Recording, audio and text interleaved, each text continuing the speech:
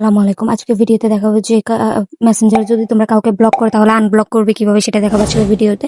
তো ভিডিওটা একটু স্কিপ করবে না, সম্পূর্ণ ভিডিও দেখবে। তার তো চলো শুরু করি কিভাবে মেসেঞ্জারে ব্লক করলে আবার আনব্লক করবা সেটা দেখাবো আজকের ভিডিওতে। তো ফার্স্টে ফোন থেকে মেসেঞ্জার অ্যাপটি ওপেন করে নিবে। ফার্স্টে ফোন থেকে মেসেঞ্জার অ্যাপটি ওপেন করে নেওয়ার পর নিচের মধ্যে যে মেনু বা থ্রি লাইন দেখতে পাচ্ছ এটার মধ্যে ক্লিক করে দেবা। ক্লিক করে দেওয়ার উপরে সেটিংস নামের অপশনটি দেখতে পাচ্ছ, এই সেটিংসের মধ্যে ক্লিক করে দেবা।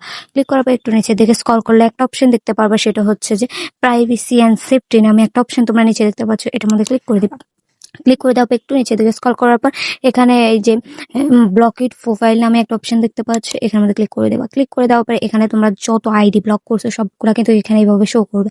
শো করার পর তোমরা যদি সেটাকে আনব্লক করে ছুটাইতে চাও, আনব্লক করতে চাও, তাহলে প্রোফাইলের উপরে তোমরা ক্লিক করবা। ক্লিক করার পর এই যে নিচের মধ্যে আনব্লক নামে একটা অপশন আছে, আনব্লকের মধ্যে ক্লিক করে দেবা। ক্লিক করে দিলে কিন্তু আইডিটি পুনরায় আবার সেই জায়গায় চলে যাবে। আমি যদি তোমাদেরকে ব্যাক করে দেখাই তাহলে তোমরা বুঝতে পারবা। এই যে আইডিটি এখানের মধ্যে চলে আসবে, তোমরা কিন্তু আইডিটি এখানের মধ্যে পেয়ে যাবা। যাকে আনব্লক করেছো তাকে কিন্তু এইভাবে রিফ্রেশ দিলে আইডিটা এখানের মধ্যে চলে আসবে। তো এই ছিল ভিডিওটি ভালো লাগলে ইউটিউব থেকে দেখে থাকলে সাবস্ক্রাইব করে রাখবা, ফেসবুক এন্ড টিকটক থেকে দেখে থাকলে ফলো দিতে কিন্তু ভুলবা না।